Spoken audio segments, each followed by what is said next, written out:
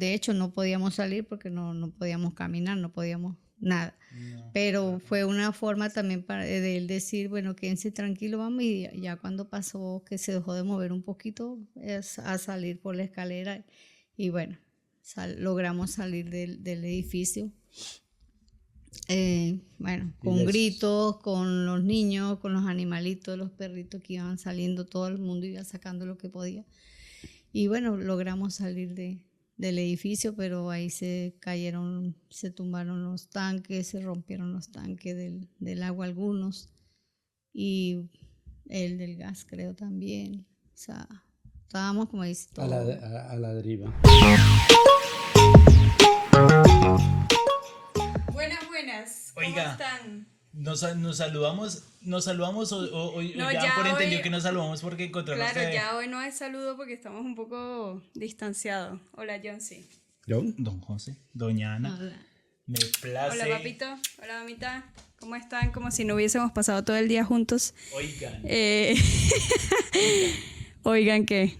Mira, John, tienes que hablar igual en el micrófono. Oigan. ¿Qué clase de episodio tenemos hoy?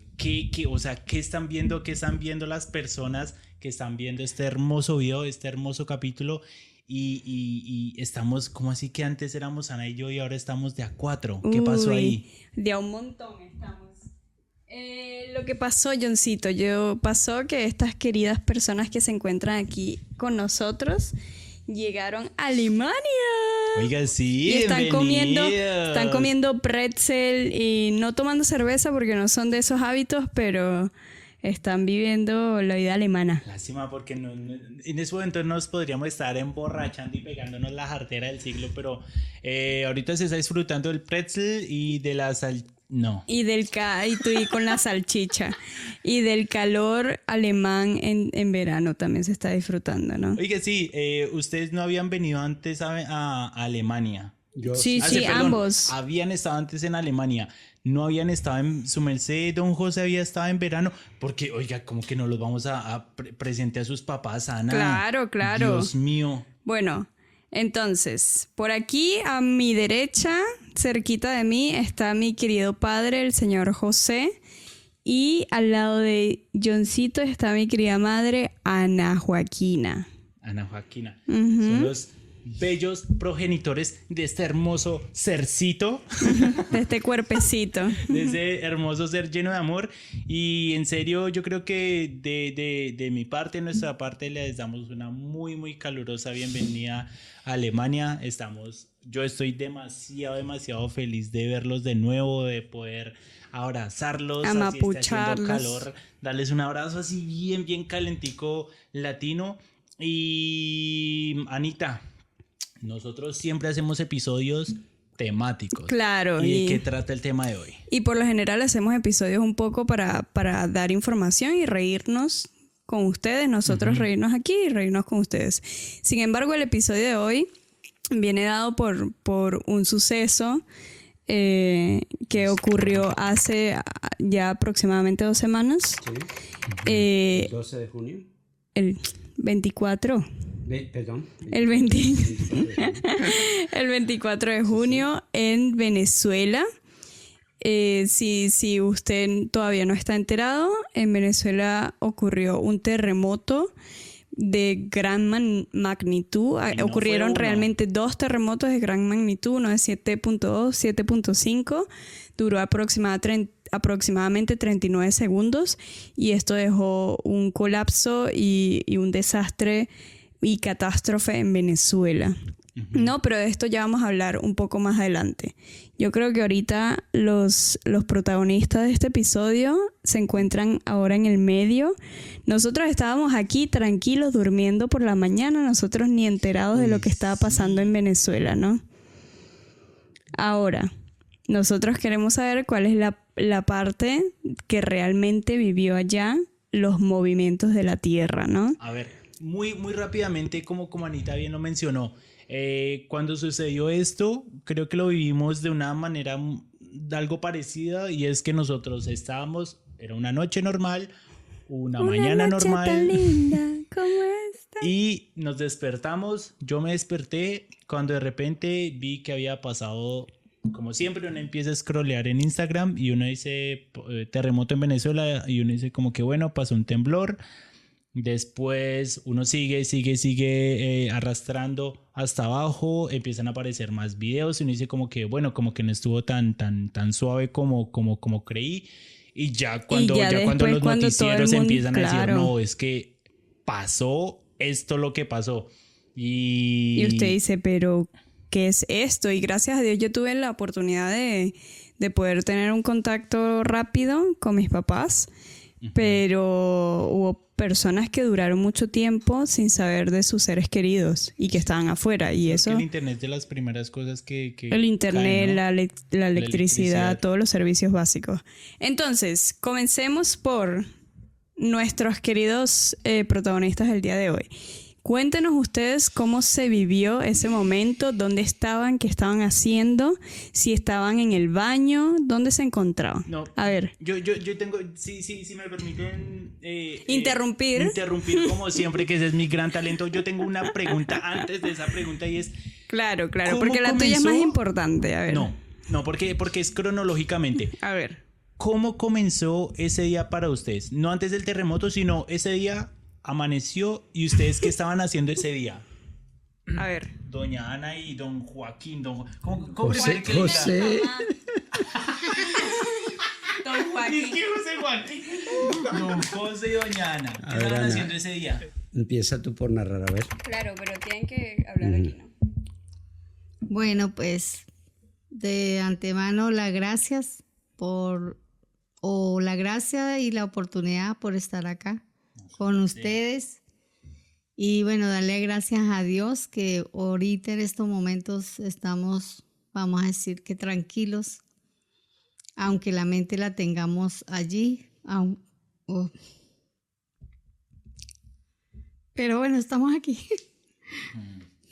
Estamos aquí con ustedes, porque de verdad que ese día fue difícil. Y sí, fue muy fuerte para mí y creo que así como fue para mí, fue para muchos. Y todavía lo está haciendo. Y bueno, nada, de mi parte lo que puedo decir que ese día era un día normal, un día en casa. Estaba casualmente allí con José. Y estábamos visitando unas amistades que bueno, como que Dios dijo, bueno, ahí se reúnen para que estén acompañados.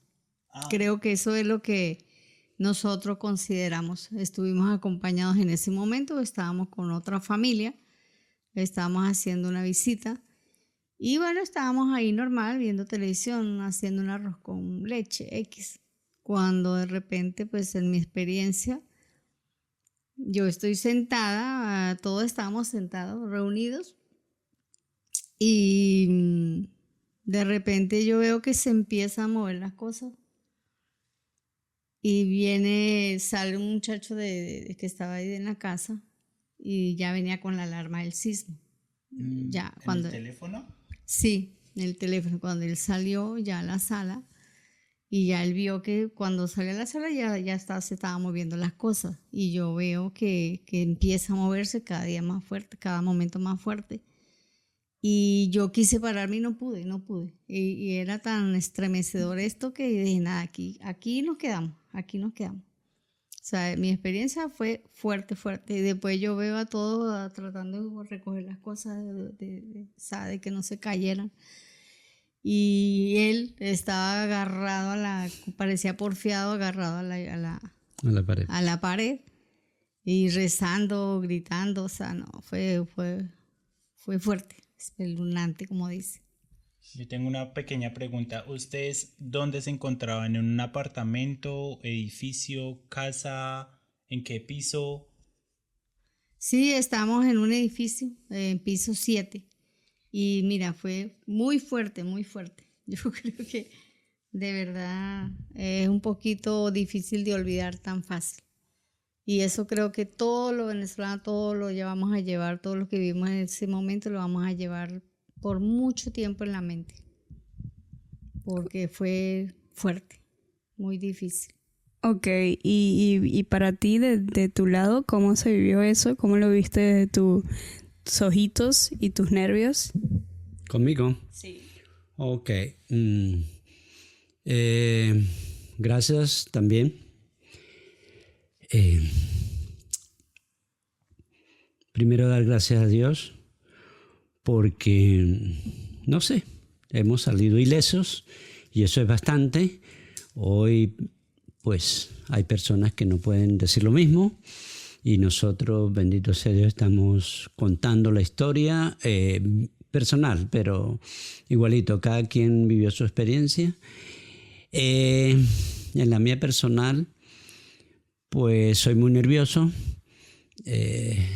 Quiero estar, como quien dice, a salvo en un momento de esto porque ya había vivido una experiencia cuando tenía aproximadamente 7, 8 años. Estamos hablando del terremoto del 67 para Caracas, más o menos. Eso llegó hasta el norte de Santander. Y tenía todavía esos recuerdos ahí vividos, pero muy diferentes a la ocasión que me tocó en este momento, porque en aquello era pues simplemente campo y aquí es ya ciudad, edificio, en fin, todo lo que implica todo aquello. Y los estremezonazos eran algo que es indescriptible. No te voy a decir para allá, para acá, porque cada quien vivió lo suyo, pero yo sí dije, miraba a Ana desde donde estaba y decían, aquí quedamos, aquí nos morimos. Pensé en el momento porque tanto techo como piso bailaban, porque era baile. Y no sé qué decirte porque de verdad que es indescriptible. Es indescriptible, definitivamente, pero es aquello que estás indefenso ante el mundo, no sabes qué hacer, correr, gritar. Lo único que como creyente pues le dije, Dios mío, sálvanos, eso era lo que repetía.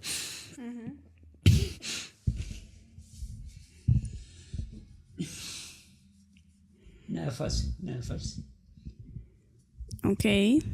Gracias. A mí me pareció muy interesante algo que nos comentó la señora Ana, y es que una persona que está cerca de usted recibió una alarma en el teléfono. Sí. Leí en las noticias que muchas personas afortunadamente se pudieron salvar gracias a que una alerta de Google, unos segundos antes de que pasara el terremoto, de cierta manera les mandó una notificación. ¿Ustedes recibieron también esa notificación en el teléfono o solo fue la persona que tenía el celular en la mano? En ese momento fue esa persona porque casualmente él trabaja con la defensa civil de protección y estaba en su cuarto viendo televisión. Cuando él salió, que vio las bromas, se viene así como a alertarnos, como orientarnos, y si podemos decir que no nos sucedió algo peor, fue porque él estuvo ahí y nos, como que dice, quédense quietos, pónganse aquí. O sea, fue como que fue rápido, las cosas se caían, los televisores se caían, todo, o sea, y él estaba ahí como que dice, no se muevan, resguárdense X, y él estaba así como que tratando de que todos estuviéramos relativamente tranquilos. Y fue un motivo de los cuales no salimos. Bueno, de hecho no podíamos salir porque no podíamos caminar, no podíamos nada. No. Pero fue una forma también de él decir, bueno, quédense tranquilos, vamos, y ya cuando pasó que se dejó de mover un poquito, es a salir por la escalera y bueno, logramos salir del edificio. Bueno, con gritos, con los niños, con los animalitos, los perritos que iban saliendo, todo el mundo iba sacando lo que podía. Y bueno, logramos salir del edificio, pero ahí se cayeron, se tumbaron los tanques, se rompieron los tanques del agua algunos, y el del gas creo también. O sea, estábamos como ahí todo. A la deriva. Ok, y cuando salieron del edificio, ¿hacia dónde corría la mayoría de gente? Porque Caracas es una zona que está muy llena de edificios, está muy compacta, de muchos edificios uno al lado del otro. Donde ustedes estaban, tenían la oportunidad de estar en un lugar amplio para resguardarse, o sea, no bajo techo, sino al aire libre, o tuvieron que irse a otro sitio. El edificio donde estábamos está frente a la Avenida Bolívar. Y la Avenida Bolívar tiene un paseo, por decir algo, peatonal que corresponde al mismo edificio. Es como una zona, vamos a decir, de distracción de los niños y esto. Y esa estaba bastante libre y bastante amplia. Allí nos resguardamos, nos sentamos en las bancas que habían y eso. Y de repente estamos sentados... Y se viene el otro estremezón. Un poco pequeño, pero igualito. Habíamos acabado de vivir en el edificio la experiencia y estando sentados nos empezaron a movilizar otra vez. Y bueno, ya la gente estaba, ¿qué te digo yo? Ansiosa, angustiada, gritaba. De verdad que uno no sabía ni qué era lo que había ahí en medio de todo. Voy a interrumpir un momentico. Yo creo que eso es algo muy importante también de aclarar con respecto a los terremotos en general, cuando son tan fuertes y son las famosas réplicas. Me informé un poquito acerca de todo lo que sucedió en torno al terremoto, y es que además de los dos grandes terremotos hay muchas réplicas, y hasta el momento se han contabilizado más de 1000 réplicas hasta después del terremoto, desde el momento del terremoto. Es decir, no se tiene que contar únicamente con el, dirían en Colombia, con el estrujonazo del terremoto en sí, sino con las réplicas que vienen después, que obviamente son más leves, pero de cierta manera cuando una persona está impactada por esa experiencia, por eso que acaba de pasar, las réplicas son como que un pequeño recuerdo de esté pendiente, ojo que puede venir algo, ojo que puede igual temblar, de fuerte. sí, igual de fuerte. Claro, pero no solamente son las personas, sino las estructuras que ya han quedado sentidas después de ese estremezón y ese movimiento del principio que fue muy fuerte. Muchas estructuras quedaron sentidas y a partir de esos movimientos y esas réplicas después, muchas se vinieron abajo que no se habían ido. Entonces, el edificio donde ustedes estaban, este edificio no se fue abajo, quedó... No colapsó. No colapsó, pero sí tuvo daños muy importantes. O sea, ahí ya no puede vivir gente, ¿o sí? Bueno, los familiares, amigos, donde estábamos, mantengo comunicación con ellos y hasta ahora siguen a donde nos fuimos a refugiar en el momento, el paseo y eso. Allí está casi toda la gente porque les permiten apenas entrar a cocinar, a hacer algunas actividades.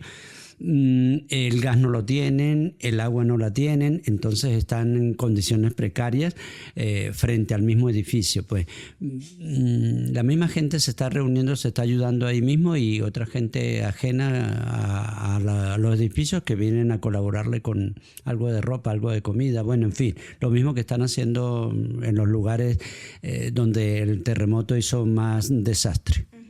Yo tengo una preguntita. Cuando todo esto sucedió y ustedes estaban afuera y ya había pasado al menos unas horas, ¿ustedes en ese momento ya se habían enterado de la magnitud que había sido el terremoto para otras partes del país?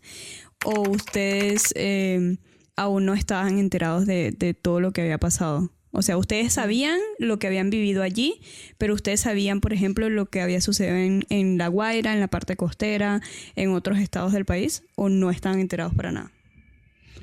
Bueno, de mi parte, le dije a Ana, mira Ana, estos estremezonazos aquí, por fortuna, no pasó nada en las estructuras donde estábamos, pero sí le dije a Ana, esto es imposible que no vaya a haber estructuras colapsadas, ya vas a ver que dentro de un poquito empezarán las ambulancias y qué tal. No fue inmediato porque queda casi a media hora aproximadamente de ahí de La Guaira de Caracas, que fue donde hubo el mayor colapso. Pero sí fue, ¿qué te digo yo?, menos de media hora para empezar la información por medio de redes, nada de televisión porque no había internet, no había luz en algunos lados, bueno, en fin, ese tipo de cosas así. ¿Y tú, mamá, estabas enterada o...? No, igual nosotros bajamos del edificio, ya no había señal, no había nada de eso y no había luz. Obviamente estábamos como quien dice en cero, o sea, con el miedo, con el terror, con las calles llenas de gente. todo, del gentío, todo lo que ha pasado. En las calles llenas de todo lo que bajó de los edificios y eso. Pero no sabíamos absolutamente nada. Pues. Más tarde fue que ya llegó la luz y empezamos a enterarnos de todo. Y más miedo porque obviamente no, esto fue todo. Yo ahí creo nadie durmió esa noche ni muchas noches. Por el temor, por el miedo, por todo. Ok. Estaba prohibido de paso subir a los edificios. Tipo 10 de la noche subimos, en la medida que paulatinamente, en el caso nuestro, fueron permitiendo subir o la gente se fue atreviendo, porque entre comillas el edificio donde vivíamos no estaba tan colapsado, no estaba comprometida la infraestructura. Y se facilitó un poco. No se fue, llegó la luz, el apartamento donde estábamos estaba intacto, solo las estructuras de áreas comunes, paredes de áreas comunes habían tenido averías y eso, pero no eran de mayor envergadura. Claro. Aquí hay que hacer un pequeño paréntesis. Mis padres vivían en Caracas, en un apartamento de un familiar. Se encontraban ahí en esos momentos, pero el apartamento de ellos se encuentra en otra zona. ¿Ustedes sabían o cuánto tardaron para saber si el apartamento de ustedes había sufrido algún tipo de daño o el edificio en general? ¿Tardaron tiempo o vino, o sea, o la respuesta fue inmediata de hacer la revisión de la estructura? Dile. Ya. Usted hable, doña Bueno, no fue rápido, obviamente, porque se supone que en ese momento nosotros estábamos viviendo el momento de donde estábamos. Obviamente queríamos comunicarnos para allá, pero todo el mundo estaba en la misma situación. No, abajo, en planta, todos, y nadie estaba enterado. Sí, había mucho escombro por la parte de afuera y eso. Y bueno, todo eso estaba en estudio de cuando, como a la semana más o menos, que evaluaron, o sea, lo que fueron los bomberos, defensa civil, y ya empezaron a revisar el edificio, las estructuras y todo eso. Okay. Es que yo creo que en ese momento lo que prima, lo más importante es como decir, estoy bien, estoy vivo, ustedes están bien, mi familia, mis amigos, o sea, es que es algo que afecta desde mi casa y todo lo que hay de para ahí, de puertas para afuera.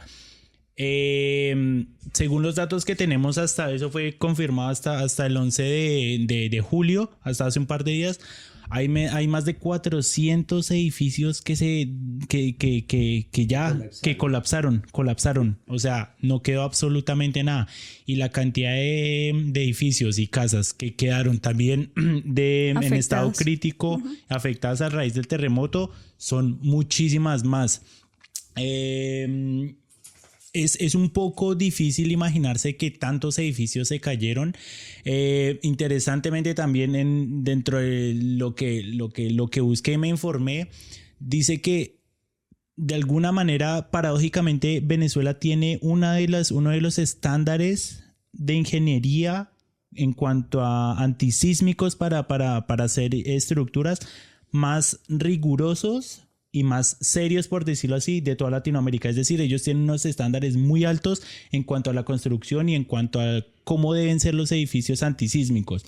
Pero la paradoja yace en que existen muchos parámetros, mucho reglamento para que las estructuras antisísmicas sean efectivas, pero tristemente también se dio cuenta que a raíz de la falta de mantenimiento durante los últimos años y muchas cosas, como por ejemplo los materiales que también se usaron en el momento en los que realmente los edificios fueron puestos puestos a prueba en este terremoto, pues tristemente no pasaron la prueba. Entonces ahí es donde también la falta de mantenimiento y el tener las reglas, pero no necesariamente como que cumplirlas al 100%, se dio como resultado que el número de víctimas mortales es muchísimo más grande de lo que realmente se creía. Claro, ahí vamos voy a agregar una cosa. Sí, en efecto, en papel es muy riguroso, pero lo que pasa no solamente en Venezuela y es algo que sucede mucho en Latinoamérica, es el tema de la corrupción al momento de construir, indistintamente si son construcciones públicas o privadas, ¿no? Está como ese detrás, ese interés financiero de poder construir.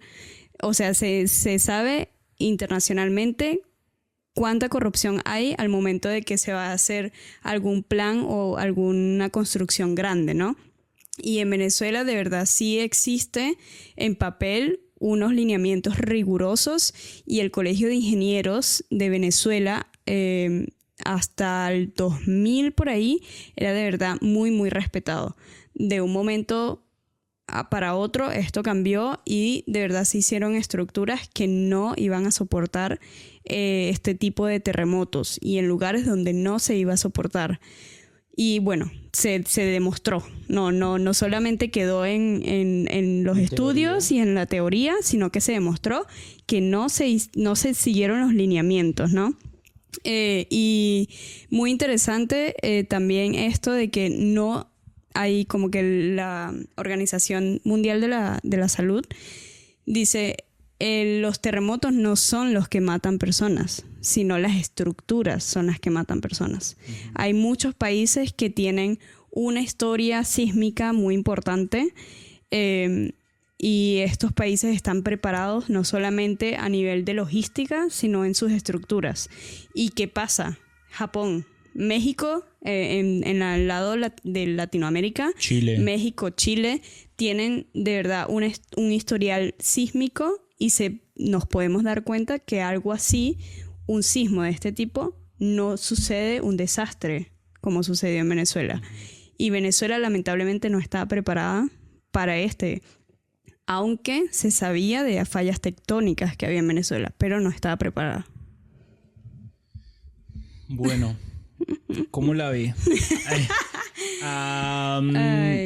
Hasta también, hasta lo que se investigó hasta el 11 de julio, datos hasta el 11 de julio, se registran más de 4.000 fallecidos, tristemente, y la cantidad de heridos supera los 16.000, es decir, se habla de una pérdida humana gigante, enorme. Un capital a nivel... Un capital humano enorme, y estamos a un par de semanas de algunas personas que se pudieron rescatar, pero el censo en un par de semanas puede cambiar enormemente. Todos los días está cambiando mucho. Todos los días cambia muchísimo. Y la cantidad de desaparecidos, porque claro, aquí se toma en cuenta la cantidad de fallecidos, los que ya de verdad se pueden anotar, han salido o han logrado sacar de los escombros, y eso se toman, ¿no? Esos son lo que colocan en la lista.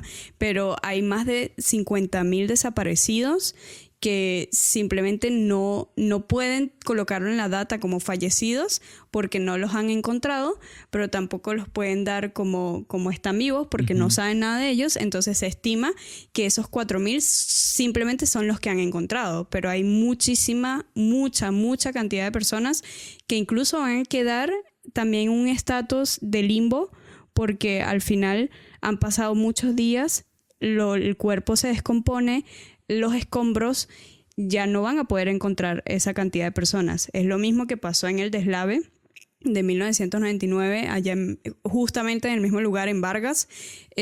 Hubo muchas personas que al final no se encontraron y se dieron por desaparecidas, no se dieron por muertas, simplemente se dieron desaparecidas, pero buen entendedor, pocas palabras, se entiende que estas personas murieron en el deslave. Exactamente. No, y que para muestra un botón también respecto a esto de las estructuras, si ustedes pueden ver las imágenes, los contenidos y todo aquello, Caracas, bien que mal, independientemente de que también el estremezonazo, el terremoto afectó desde el punto de vista telúrico a Caracas, y en Caracas no hubo la magnitud que hay en La Guaira. Esto habrá que estudios futuros, saber el por qué en La Guaira hubo tanto desastre y no en Caracas, porque la magnitud fue igual, pues.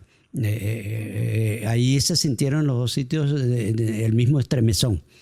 Te refieres a la magnitud del terremoto, ¿no? Del movimiento. El movimiento. Claro. Y que los edificios no colapsaron tanto en Claro. Caracas como... No, bueno, comenzando no solamente por la estructura que estaba hecha, los edificios o las edificaciones, sino también los suelos. Se sabe que en la parte de La Guaira hay muchos suelos donde no se debió construir en ningún momento, y tampoco las construcciones que se llevaron a cabo, ni con los materiales que se llevaron a cabo. Entonces, como que todo estaba dado para que en un momento que sucediera algo así, se fueran abajo.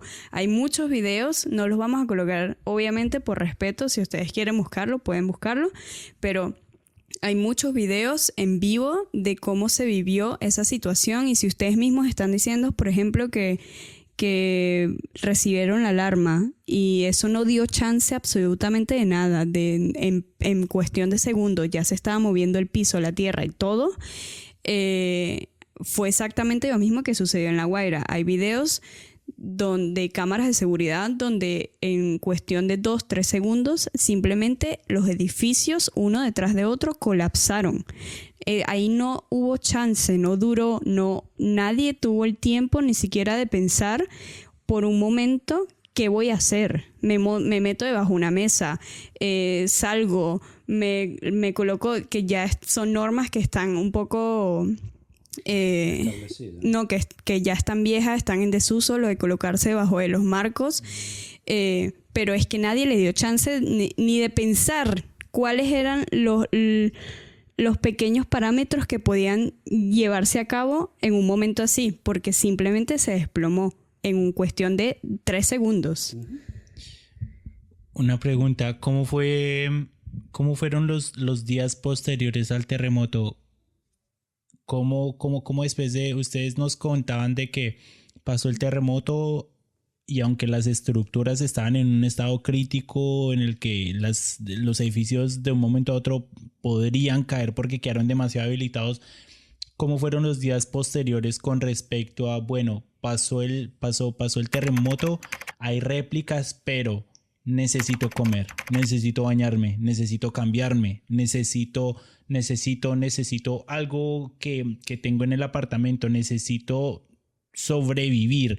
¿Cómo fueron los días posteriores al terremoto y cómo siguió la vida, cómo fue la vida en los... Cotidiana. Ajá. Bueno, honestamente, mi experiencia, los primeros días se me quitó el hambre, no quería comer, me dio un estrés de lloradera, todo lo que medio se movían las cosas y ya era como el nerviosismo que nos quedó. Todavía de hecho uno a veces como que lo siente, es como que en la mente te queda.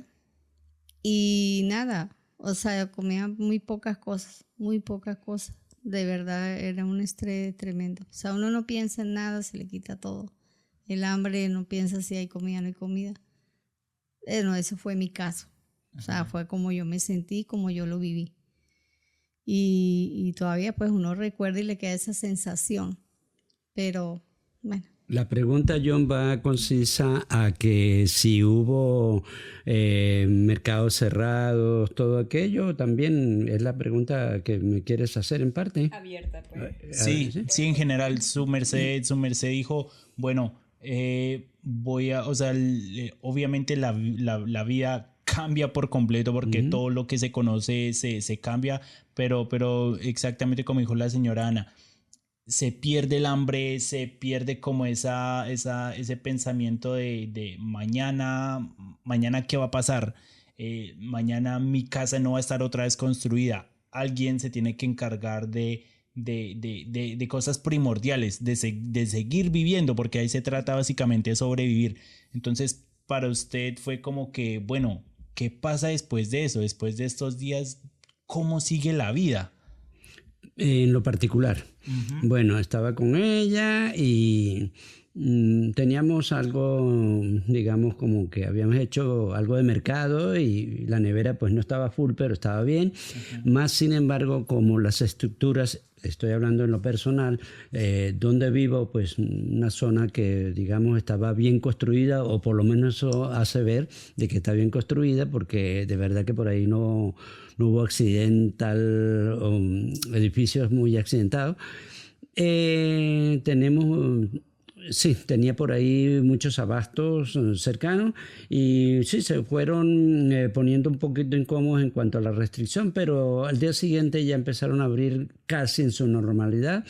Mucha gente se les cayó pues de los estantes sus productos y eso, de los supermercados, pero no pasó a más. Ya se fue normalizando. Estoy hablando de la zona particular donde yo estaba, porque otras zonas sí las desconozco, no puedo hablar con personalidad de eso.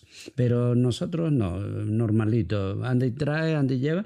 Claro, el caso de las estructuras en cuanto a ascensores, cero.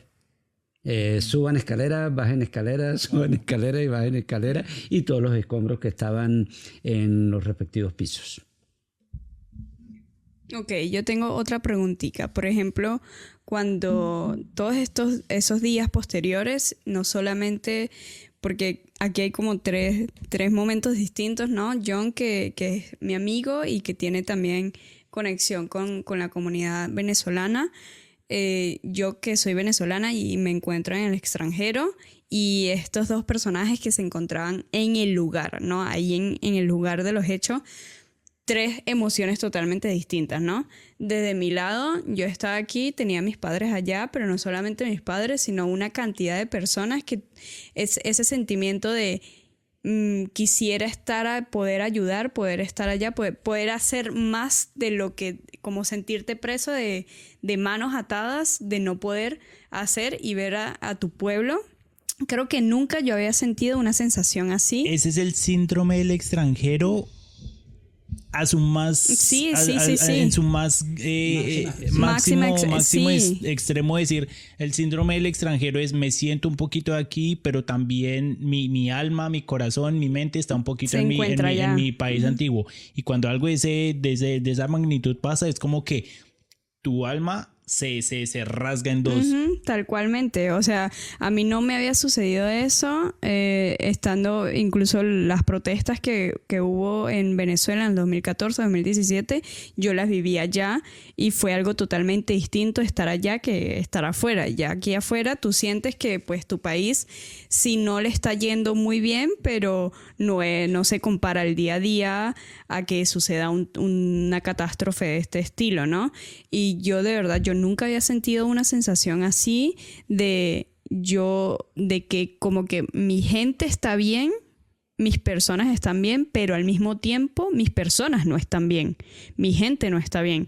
Y no se refiere a mis amigos, mi familia. De verdad, yo me siento realmente bendecida, afortunada de que mis seres queridos no les sucedió de verdad nada a nivel físico, corporal, ni ya las cosas materiales, ya eso es otra cosa, pero a ellos no les sucedió nada. Pero sí tengo allegados que sí les sucedió algo, que sí les pasó algo, que sí perdieron familiares, que sí perdieron amigos, perdieron conocidos, y ese sentimiento de verdad, no solamente de no poder estar allá sacando escombros o ayudando o haciendo algo, haciendo unas arepas, lo que sea para poder ayudar, sino el sentimiento de mi gente la está pasando, pero o sea, nada se compara el dolor de lo que ha pasado en años a lo que está sucediendo hoy en día. Entonces aquí hay como tres totalmente distintos. No se va a comparar nunca a las personas que estaban ahí, lo que vivieron la situación, pero es una sensación totalmente complicada también estar en el exterior, y gracias a Dios a mi familia no le sucedió nada, pero hay muchas personas que también se encontraban en el exterior y su familia sí le sucedió algo. Entonces imagínense ese dolor, estar afuera y no saber absolutamente nada de lo que le está pasando a tu familia allá y no poder hacer nada, estar de manos atadas. Entonces cuando alguien, por ejemplo, me dice como ay, bueno, sí, tú eres extranjero, yo siento que nadie va a sentir el dolor de lo que se siente ser extranjero y la preocupación y demás más que un extranjero. Alguien puede ser muy, muy empático, y en Alemania de verdad hay muchos alemanes empáticos, pero nadie va a sentir lo que está sintiendo si no tiene a alguien afuera y no está viviendo En carne propia. Lo que se siente tener a tu familia lejos y sobre todo en una situación así. Johncito, en Colombia, cuéntanos un poquito. ¿Tú has vivido algún momento ese terror de que el piso se mueva? De que tu piso se te esté el cielo quizás enamorado, pero el piso se te ha movido en algún momento. Yo vuelo cuando me siento enamorado. No, en Colombia solamente tuve una experiencia, es que es ilógico decir parecida, sino del estilo y minimizada a esto. La única experiencia que tuve en Colombia fue una vez un temblor, yo no me acuerdo el año, fue tal vez 2008, 2010, hubo un temblor en Bogotá y fue como de 6 punto algo, y o sea, fue un temblor en el que, bueno, Ana Gabriela, entonces tuvimos una pequeña pausa como siempre en todos los episodios. Sí, obvio, pero es que episodio sin pausa no es episodio. A ver, Johncito, estabas hablando acerca de Colombia y tu experiencia, ¿no? Palo de agua el que está cayendo. Sí, estaba terminando, redondeando un poquito mis experiencias con eso, y experiencias prácticamente no tengo. Una vez en Bogotá, las cosas se temblaron claramente, pero fue como que sí, eso para mí fue una experiencia un poquito como que de susto. Yo te lo juro, yo no me puedo imaginar un terremoto. Lo que se siente estar en un piso 18 sí, no, yo no, y que se mueva todo, y tú dices, ¿y para dónde corro? ¿Para dónde corro? No, la pregunta es ¿para dónde salto? Porque qué nervios. Entonces, Colombia en sí tampoco tiene un historial sísmico extenso. En Alemania solamente hay 3 zonas que tienen como unas pequeñas fallas tectónicas. Y el último terremoto sucedió hace mucho tiempo y no dejó de verdad casi nada dejó una víctima y resto heridos y algunas fallas estructurales, pero de resto no. Porque esa es otra cosa. Europa en general tampoco es que no es que sea un continente, primero, con mucho historial sísmico, y segundo, Europa tampoco es que se caracterice por tener edificios. Tampoco, exacto. Entonces, son dos cosas si en Bavaria no puedes construir más alto que la catedral que está en el lugar donde vives, tú me dirás, ¿no? Sí. Aquí cuando yo llegué decían las casas, y para mí las casas son solo lugares donde está todo unido y vive una familia adentro. Aquí, como los edificios son tan pequeños que no pasan de 4 pisos, 5 pisos, 6 pisos, máximo 8 pisos, ya le llaman casas, obviamente, de una, ¿no? Pero bueno, si ustedes quieren dar una pequeña conclusión, quieren cerrar. Yo tengo la pregunta para redondear por mi parte. Dale. Después de todo esto que pasó, ¿sienten ustedes, obviamente eso cambió la vida, pero les cambió a ustedes la manera de pensar, les cambió a ustedes la manera de ver la vida de alguna manera esta experiencia? Señora Ana y don José. Don Joaquín. Bueno, mira, de cambiarnos la vida, sí cambió la vida. A nosotros personalmente. De ver la vida, pues mira, nada, de ver la vida es simplemente vivir el momento, vivir el segundo, vivir cada día el momento que se presenta, porque mira, la vida es eso. La vida es el segundo, lo que tú vives, el momento, porque ahorita estamos acá, mañana, dentro de una hora no sabemos, y es así. Es como ser más, no tan materialista, sino quizás más espiritual, y nada, vivir el momento y vivir la vida feliz, lo que Dios le permita que uno pueda vivir. Gracias. Sí. Bueno, en lo personal, pues digo esto no solamente por la experiencia del terremoto, pero sé que la vida, o lo sabemos todos, que la vida es efímera. Ya después de todo esto, pues sabemos que valoramos quizás más lo que tenemos, lo que poseemos, lo que nos pasa, porque, vuelvo y repito, tenemos la oportunidad, bendito sea Dios, de poder contar esta historia, de contarla no quizás con los mismos nervios, con la misma angustia, no porque no nos duelan las personas que en estos momentos están necesitadas de una u otra manera por la situación, pero somos afortunados, así de sencillo, y en lo personal le doy infinitas gracias a Dios todos los días por tenernos aquí. Así es simple. Ya, y por mi parte yo también voy a dar unas pequeñas palabras de cierre.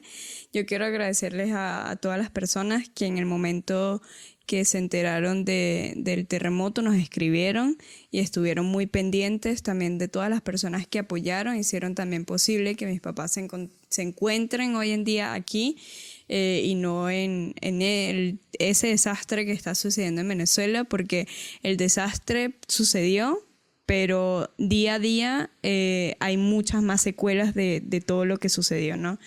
Entonces, muchas gracias a todos, gracias por el apoyo.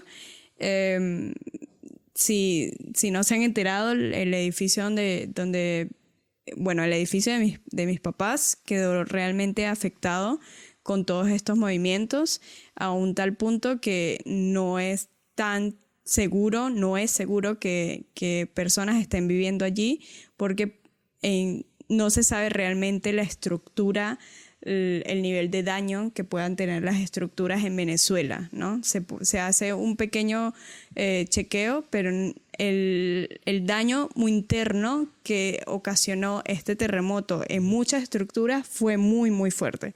Y aquí parece ya que se va a caer el cielo aquí. Nada, entonces muchas gracias por todo, Johncito. Gracias también por estar aquí de host, el mejor host, haciendo las preguntas indicadas. No, me siento agradecido como siempre, afortunado de poder compartir con ustedes, muy contento de verlos, muy agradecido de saber que ustedes afortunadamente tuvieron la grandísima suerte y el grandísimo placer de tenerlos acá. Gracias por compartirnos, por sentirse de cierta manera. No es para nada fácil exteriorizar los sentimientos, y más cuando son traumáticos prácticamente. Comunicarlos es algo que no cualquier persona se atreve. Entonces, en serio, desde mi parte, encantado de tenerlos acá, encantado y agradecido de que nos hayan compartido en serio sus experiencias. Y después de esta grabación nos vamos a tomar algo. No, mentira. Ya ahorita aquí para cerrar, quiero dejar esto, y no importa de verdad en qué momento lo estén viendo, si esto lo van a ver en una semana, 2 semanas, en un mes, un año después de lo sucedido en Venezuela. Si ustedes tienen la oportunidad de apoyar, cuál sea el tipo de apoyo que puedan darle a las personas que se encuentran en Venezuela, de verdad no lo duden ni un momento, porque una pequeña donación o algo que hagan puede hacer la vida un poco más llevadera a tantas personas que se encuentran en Venezuela y que perdieron absolutamente todo.